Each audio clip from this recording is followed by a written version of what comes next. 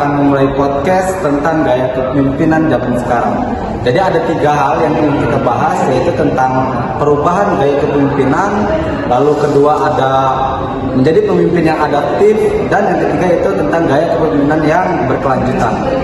Jadi pertama-tama kita akan membahas tentang gimana caranya menjadi pemimpin yang evolusi. Menurut kalian itu gimana tentang gaya kepemimpinan evolusi zaman sekarang?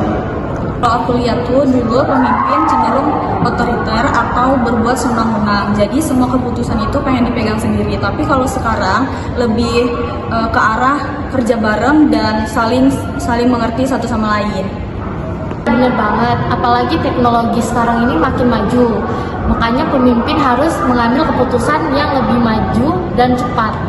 Setuju banget, soalnya sekarang pemimpin bukan cuma ngatur tapi juga bisa jadi fasilitator.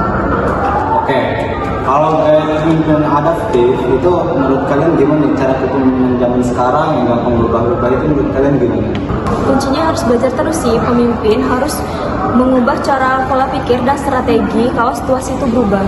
Ya bener banget sih kata Ulan, komunikasi itu penting banget supaya kita tahu pendapat tim dan bisa ambil keputusan yang tepat untuk langkah berikutnya. Di sini saya tambahin sedikit nih.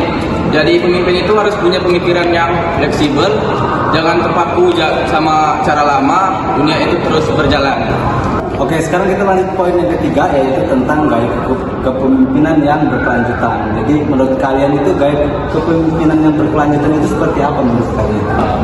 Menurut saya itu berarti kayak mikirin dampak yang jangka panjang itu, karena nggak cuma kita mikirin yang hasil yang cepat, harus juga hasil yang bertahan lama. Jangan lupa harus seimbang antara cari keuntungan dan tanggung jawab sosial.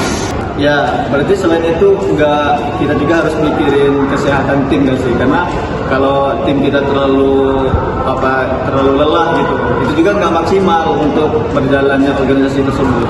Kalau diterapin di kehidupan sehari-hari ini, gaya kepemimpinan ini gimana ya menurut kalian itu ya? Penerapan kepemimpinan berkelanjutan dalam kehidupan sehari-hari bisa mulai dari membangun budaya kerja yang sehat dan inklusif. Selain itu, membuat suasana kerja yang terbuka dan tidak diskriminatif.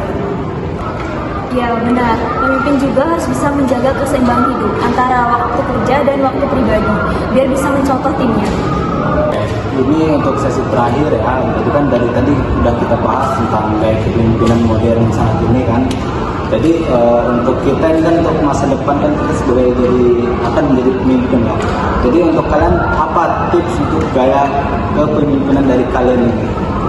Tips yang pertama itu jangan pernah untuk berhenti belajar karena dunia terus berkembang. Bener banget, buat tips yang kedua, jangan pernah takut ambil keputusan yang berbeda dari sebelumnya, karena dari situ kita bisa belajar dan jadi pemimpin yang baik. Yang paling penting itu punya integritas dan empati, itu fondasi utama buat jadi pemimpin yang lebih baik. Jadi contoh pemimpin berkelanjutan itu ada di Nadiem Makarim, Menteri Pendidikan Budaya Riset dan Teknologi Indonesia. Contohnya adalah dia itu adalah berpikir jangka panjang dan berorientasi pada keberlanjutan melalui program Merdeka Belajar. Ia berupaya membangun sistem pendidikan yang tidak hanya fokus pada nilai, tapi juga kesehatan mental, kreativitas, dan kebahagiaan peserta didik. Sebagai pemimpin, Nadiem berusaha menyimbangkan kebutuhan sistem dengan kesejahteraan guru dan siswa. Oke, mungkin sekian dari podcast kita. Jadi semoga bermanfaat ilmu yang kita sampaikan, yaitu tentang bagaimana kepemimpinan di era sekarang ini. Jadi kami dari kelompok 9 Leadership, kami undur diri, kurang lebih maaf. Wassalamualaikum.